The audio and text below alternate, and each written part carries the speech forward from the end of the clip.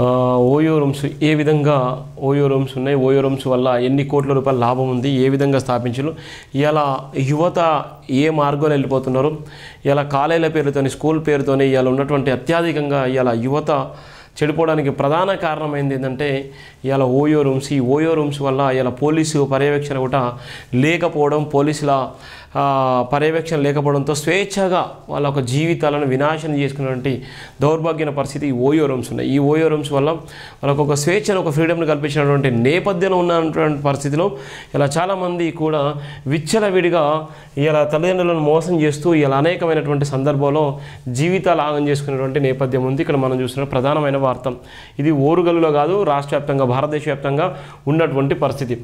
Private వ్యాపారాలకు రెక్కలు వచ్చాయి, మనుషులను బట్టి వ్యాపారాలు ఉంటున్నాయి. ఓరుగల్లు చరిత్ర గొప్పతనాన్ని అవమానపరుస్తున్నారు. ఓరుగల్లును రక్షించాల్సిన బాధ్యత నాయకులదే. యువత పూర్తిగా నాశనం అవ్వడానికి ప్రధాన కారణం ఓయోలే. ఉద్యోగాల వేటలో పాటుపడాల్సిన యువత ఓయోల చుట్టూ చెక్కలు కొడుతున్నారు.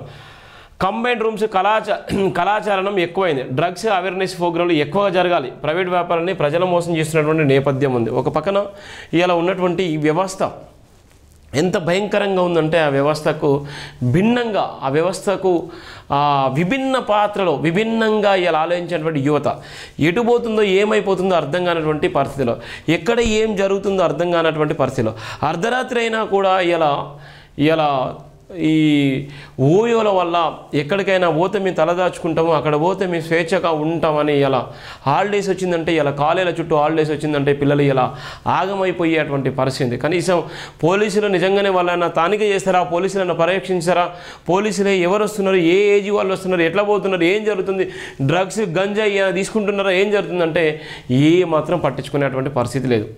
ఇష్టానుసారంగా ఓయోలు ఇవాళ ఇష్టానుసారంగా గల్లీకి ఒకటి పెట్టుకొని ఇవాళ మెడికల్ షాప్ కన్నా అధ్వానంగా ఇవాళ ఓయోలు ఉన్నాయి. ఎక్కడ వేసిన గొంగడి అక్కడే ఉంది, కానీ ఇలా అభివృద్ధి లేదు, ఏది లేదు. కానీ ఇవాళ యువత ఇలా మారవలసిన సందర్భం వచ్చింది, కానీ యువతను ఇలా చెడగొట్టేది కూడా ఈ రాజకీయ నాయకులు. కనీసం రాజకీయ నాయకుల పక్షాన రాజకీయ నాయకులన్నా ఏమైనా మార్పులు తీసుకొచ్చి రాజకీయ నాయకులన్నా దీని మీద మాట్లాడతారు కావచ్చు, లేకపోతే ఎందుకు ఈ యువత ఖరాబైపోతుందని ఆలోచించవలసిన పరిస్థితి కూడా లేకుండా పోయింది. విచ్చలవిడిగా ఉన్నటువంటి నేపథ్యం ఇది ఓరుగల్లో ఉన్నటువంటి పరిస్థితి. ఓరుగల్లో ఓయోల దందా భయంకరంగా ఉన్నటువంటి నేపథ్యం. ఓరుగల్లు ప్రాంతానికి చెక్కుచేరిన చరిత్ర ఉందని డాక్టర్ బరిగెల శివ అభివర్ణించారు. రాష్ట్ర చరిత్రలో సువర్ణ అక్షరాలతో లిఖించబడిన తెలంగాణ రాష్ట్ర రెండవ రాజధాని ఓరుగల్లు పట్టణం ఓయో రూముల దందాలో చిక్కుకొని విలువలాడుతుందని తెలిపారు.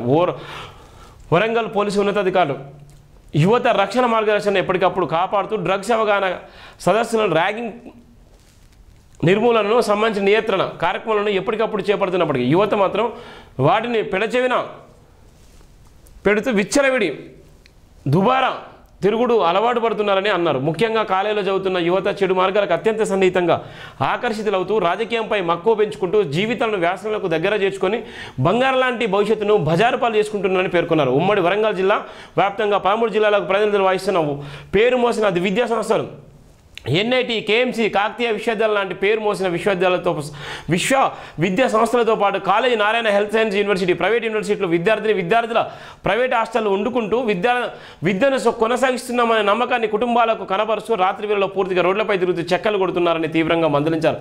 తల్లిదండ్రుల ఆశయాలను, యువత ఉజ్వల భవిష్యత్తును స్థాపించుకోవాల్సిన విద్యా సంస్థల కాల పరిమితులు ఎక్కువ శాతం యువత ఓయోల చుట్టూ ఆకర్షితులవుతూ సన్మార్గంలో సాగుతున్న జీవితం దుర్మార్గపు వైపు అలవాటు పడుతుందని గుర్తు చేశారు. పల్లె ప్రాంతాల్లో, పట్టణాల్లో చాలా చోట డ్రగ్స్, గంజాయి స్రావాలు విచ్చలవిడిగా పెరిగిపోతున్నాయి. వాటన్నిటికీ నియంత్రించాల్సిన బాధ్యత ప్రజాప్రతినిధులతో పాటు పోలీసు ఉన్నతాధికారులని గుర్తు చేశారు.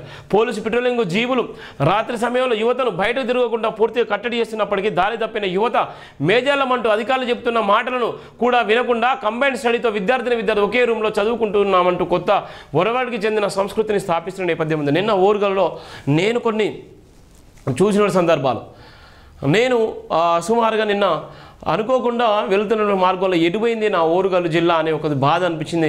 ఎక్కడ చూసినా కూడా అనేకమైనటువంటి వెహికల్స్, అనేకమైనటువంటి స్కూటీలు, వెహికల్స్ ఇవి అవి ఎక్కడ చూసినా అవి ఉన్నాయి. అసలు ఏం జరుగుతుంది ఓరుగల్లులో? ఇంత భయంకరంగా ఉన్నటువంటి నేపథ్యంలో పోలీసు పర్యవేక్షణ ఏమైపోయింది?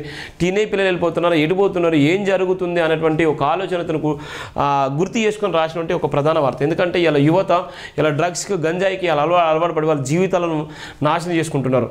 ఇలా ఉన్నటువంటి పోలీసు వ్యవస్థ చెప్పాల్సిన పోలీసు వ్యవస్థ కూడా ప్రమాదం జరిగిన తర్వాత అప్పుడు వచ్చి హడావిడి చేస్తారు తప్ప ప్రమాదం జరగకముందే ఎలాంటి చేయాలి ఏం చేయాలని చెప్పేటువంటి పరిస్థితి ఉంటుంది. ఇలా ఉన్నటువంటి సీఎం రేవంత్ రెడ్డి గతంలో కూడా చెప్పిన నేపథ్యం డ్రగ్స్ రహిత రాష్ట్రంగానే మార్చాలి, గంజాయికి దూరంగా ఉండాలి, యువత చెడిపోవద్దు. ఇలా ఉన్నటువంటి ప్రతి ఒక్క కాలేజీలలో స్కూళ్ళల్లో విద్యార్థులకు విద్యాబోధతో పాటు మౌలిక వసతులు కల్పించి అలా వాళ్ళకు డ్రగ్స్కి గంజాయికి దూరంగా ఉండాలి, వాళ్ళకు స్పెషల్ క్లాసులు ఇవ్వాలి, వాళ్ళకు ఒక మంచి చెప్పాలి అని ఒక మంచి మోటివేషన్ చెప్పాలని హడావిడి చేసిన నేపథ్యంలో అది 2 రోజులు 3 రోజులు ముఖ్యమంత్రి గారు హడావిడి చేసిన తర్వాత వెళ్ళిపోయింది. ఈరోజు ఇలా ఉన్నటువంటి ఇలా క్రైమ్ రేట్ అంతా ఇలా ఎవరు చేస్తున్నారంటే ఈ గంజాయి, ఇలా గుట్కాలు, ఇలా పాన్లు, ఇలా పాన్ పటార్లు, ఇలా దీని ఇష్టానుసారంగా ఇలా ఎక్కడ వేసినా కూడా అక్కడ పడితే అక్కడ తాకుంటే ఎంజాయ్ చేసేటువంటి నేపథ్యం ఉంది. ఎంత దారుణం ఉందంటే అంత దారుణం. నిన్న హన్మకొండ బస్టాండ్లో ఇలా 12:30కు అక్కడ మొత్తం సిగరెట్లు మొత్తం గంజాయి విచ్చలవిడిగా ఉన్నటువంటి నేపథ్యం. హన్మకొండ బస్టాండ్లో 11 గంటలకి 12:30కి మొత్తం ఇష్టానుసారంగా సిగరెట్లు మొత్తం గంజాయి ఉంది. రోడ్ల మీద గంజాయి అమ్ముకునే నేపథ్యం ఉంది. రోడ్ల మీదనే విచ్చలవిడిగా బస్టాండ్ దగ్గర. అంటే ఏమైపోయింది యువత?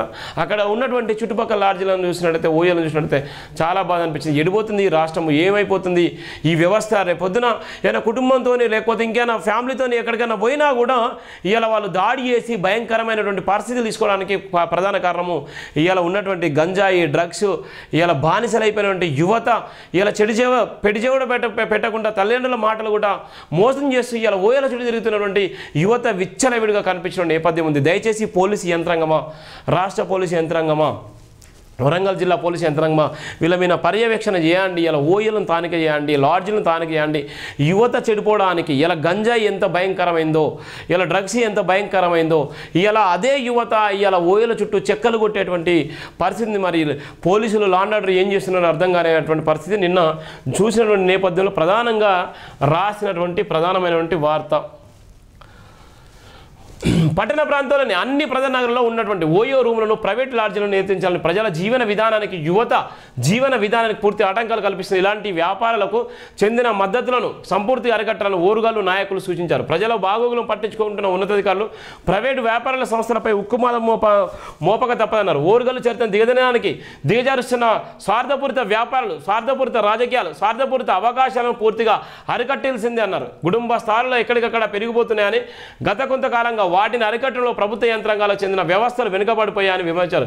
గంజాయి పెంపకం గాండంగా పెరిగిపోతుండగా అన్ని విద్యా సంస్థల చుట్టూ డ్రగ్స్ వ్యాపకం చూడముచ్చటగా సాగుతుందని తీవ్రంగా మందలించారు. ప్రైవేట్ హాస్టల్లో ప్రభుత్వ హాస్టల్లో చట్టబద్ధతను దాటుతున్నాయని, వాటి వల్ల యువత మధ్యరాత్రి వేళ విచ్చలవిడిగా తిరుగుతూ పద్దులు దాడుతున్నారని గుర్తు చేశారు. మధ్యరాత్రి రోడ్లపై సంచరిస్తున్న యువతను తుక్కు చితగా బాధైన యువత తిరుగుల్లో మార్పులు సంభవించగా పడే విధంగా కఠినంగా వ్యవహరిస్తూ తీవ్రంగా కృషి చేయాల్సిన అవసరం చాలా ఉందన్నారు.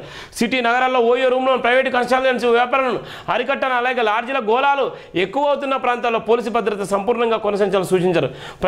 ప్రయాణికులకు సౌకర్యాలు అంటూ ఓయో రూములను పెంచి పోషిస్తున్న యాజమానులను కట్టడియాల్సిన అవసరం ఉందన్నారు. ముఖ్యంగా ఓయో రూములు నడుపుకుంటున్నకు పొందుకుంటున్న అనుమతులు ఏమిటి, నడిపిస్తున్న వ్యాపారాలు ఏమిటో అధికార యంత్రాంగాలు తీవ్రంగా పరిగణించారు. మొంతో తుఫాను ఉమ్మడి వరంగల్ జిల్లాను ఊచకోత కోసినంత పని చేయగా తుఫాను వేధింపులు తట్టుకోలేక కొన్ని ప్రాంతాల్లో ప్రజలు ఇంకా తేలుకోలేని ఆస్తి నష్టం, ఆరోగ్య నష్టం తీవ్రంగా కొనసాగుతున్నారు. ప్రజలకు విపరీతమైన ఆస్తి నష్టం జరిగిన అధికారులు పట్టించుకోవడం లేదని, నష్టపోయిన కుటుంబాల జాబితాకు ప్రజలు ఇప్పటికీ నిధులు మంజూరు చేయడం లేదని తీవ్రంగా విమర్శించారు. ప్రజలకు మేలు జరిగేది ఎన్నడూ అంటూ గుర్తు చేస్తూ జిల్లా రాజకీయాల్లో గల్లీల రాజకీయ నాయకులు వర్గపోరు పెరిగిపోతుందని, దానితో పాటు ఉమ్మడి జిల్లా కేంద్ర బిందువుగా నిలిచిన హన్మకొండ, వరంగల్, కాజిపేట లాంటి ప్రాంతాలను మెరుగైన అభివృద్ధితో ముందుకు నడిపించాలని సూచించారు. ఉమ్మడి వరంగల్ జిల్లా అభివృద్ధికి ప్రభుత్వం చేయూతనివ్వాలని తెలుపుతూ తక్షణమే కావాల్సిన నిధులను మంజూరు చేయాలని డిమాండ్ చేశారు.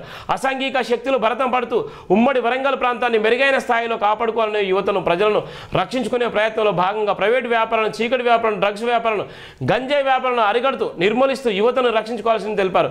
మధ్యరాత్రి వరకు అక్రమంగా సాగుతున్న మద్యం షాపులు వ్యాపారాలను, ఓయో రూమ్ల వ్యాపారాలు అక్షరంగా పసిగడుతూ అలాంటి వాళ్ళపై చర్యలు తీసుకుంటూ ప్రధాన ప్రాంతాల్లో ప్రైవేట్ హాస్టళ్ల చుట్టూ రక్షణ కల్పించడంతో పాటు సద్దు దేశాలను, సహోదయ మార్గాలకు వ్యతిరేకంగా నడుస్తున్న యువతను పసిగట్టి మందలించాలని సూచించారు. దూర ప్రాంతాల నుండి, పల్లెటూరు ప్రాంతాల నుండి ఓరుగల్లు, ట్రై సిటీలో జీవిస్తున్న యువతపై పోలీసు ఉన్నతాధికారులు ప్రత్యేకమైన నజర్ వేయాలని గుర్తు చేశారు. అన్నిటికన్నా ప్రాముఖ్యంగా ఓరుగల్లు, ట్రై సిటీలో అనుమతులు లేకుండా నియమాలకు విరుద్ధంగా నడుస్తున్న ఓయో రూములతో పాటు ఇండ్ల మధ్యలో ఉంటున్న ఓయో రూములను తక్షణమే తొలగించి మున్సిపల్ రెవెన్యూ శాఖ అధికారులు ముందుకు వచ్చి చర్యలు చేపట్టాలని సూచించారు. ఓరుగల్లు చరిత్రకు మరపురాని ఘనత ఉందని దానిని నిలబెట్టుకోవడం కోసం జిల్లా వ్యాప్తంగా ఉన్న ప్రస్తుత ప్రజాప్రతినిధులు ముందుకు రావాలని కాళోజీ కళాక్షేత్రం నిర్మించుకున్న విధంగా యువత సన్మార్గ క్షేత్రం నిర్మించుకోవాలని పిలుపునిచ్చారు. ఓరుగల్లు మల్టీ స్పెషాలిటీ వైద్యశాల ప్రారంభోత్సవం ఎప్పుడు అంటూ ప్రజలు వేదనతో అడుగుతున్నారని వైద్య సేవలపై ప్రత్యేక దృష్టి సారించి ప్రజలకు ఆరోగ్యవంతమైన వైద్య సదుపాయాలు ప్రభుత్వ వైద్య సౌకర్యాలకు మెరుగైన స్థాయిలో అందుబాటులోకి తీసుకురావాలని చిరు వ్యాపారుల జీవితాలను చిందరవందర చేసిన ముంత తుపాను చిరు వ్యాపారుల దుకాణం పూర్తిగా ధ్వంసం చేసిందన్నారు. వాళ్ళందరినీ రక్షించుకోవాల్సిన బాధ్యత నాయకులదేనని, ఎంతటి కష్టపడిన ప్రభుత్వం నుండి నిధులు రాబట్టుకొని తక్షణమే అలాంటి వాళ్ళకు న్యాయం చేస్తూ చిరు వ్యాపారుల జీవితాలను నిలబెట్టుకోవాలని గుర్తు చేసిన నేపథ్యం ఉంది. ఇక్కడ నిన్న జరిగినటువంటి ఒక సందర్భంలో చూసినటువంటి ప్రధానమైనటువంటి నేపథ్యం ఎంత భయంకరంగా ఉందంటే అంత భయంకరంగా ఉన్నటువంటి నేపథ్యం మనం చూస్తున్నాం.